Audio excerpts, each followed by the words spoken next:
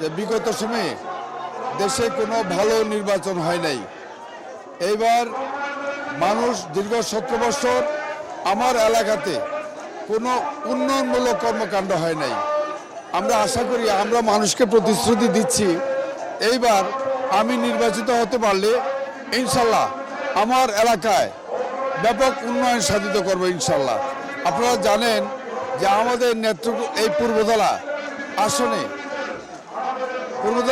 একটা পৌরসভা ছিল। আমরা বিএনপি ক্ষমতা থাকাকালীন সময়ে আমরা এই পৌরসভাটি করেছিলাম। আওয়ামী লীগ ক্ষমতা আসার পর এই পৌরসভাকে বাতিল করেছে। এই পৌরসভাকে আমি আবার পুনরায় চালু করার জন্য আমি মানুষকে প্রতিশ্রুতি দিচ্ছি।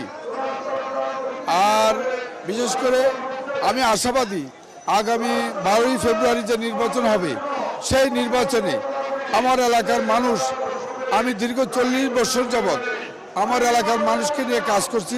আমি আশাবাদী আগামী 12ই ফেব্রুয়ারি নির্বাচনে আমাকে বিপুল ভোটের ব্যবধানে ইনশাআল্লাহ জয়লাভ, আমাকে ভোট দিবে তারা মানুষ।